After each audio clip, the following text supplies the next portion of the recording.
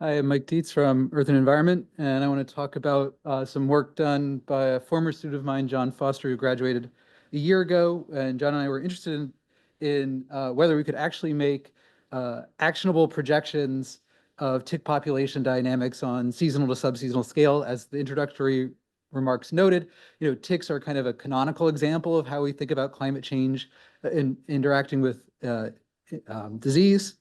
So what we did is we built a kind of a classic life stage structured population model for tick dynamics through their larvae, nymph, and adult stages, trying to capture, again, this interannual and seasonal variability at these different life history stages.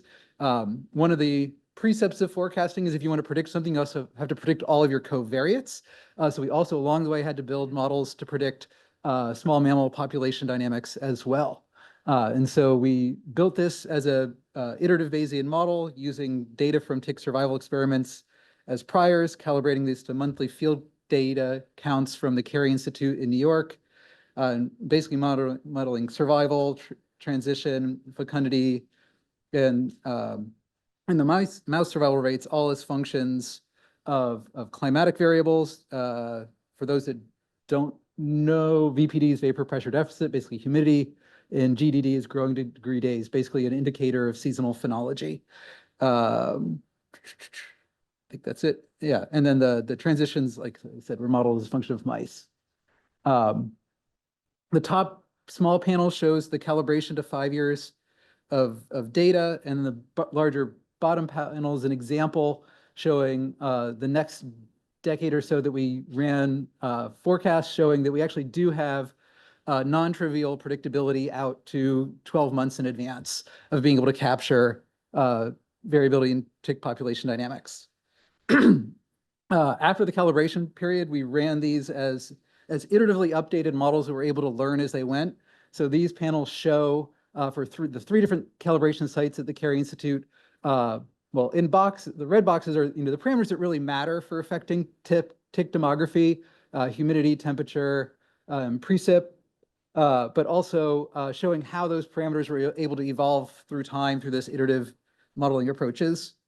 And then this figure shows how we attribute the predictability of mice populations to different sources of uncertainty in our forecasts. And that is basically the thing that dominates during the actual growing season. So the bottom is the total variability. So the spring period that peaks in the total variability is what we have to worry about. It doesn't really matter what happens in the dormant season, showing that what's really important is the numbers of nymphs themselves. So we need good monitoring data for that.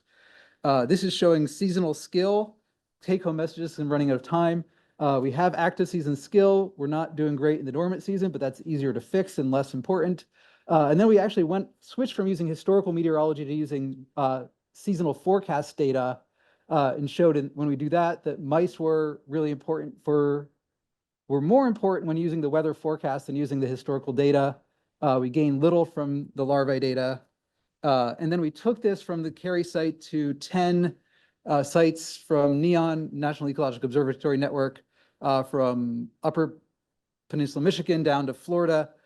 These are showing 4 sites where 2 different tick species are present, showing that we were able to transfer this model to multiple sites, let it iteratively learn at those sites, and that not only that learning transfer across sites, but it actually also transmitted across species. That's it.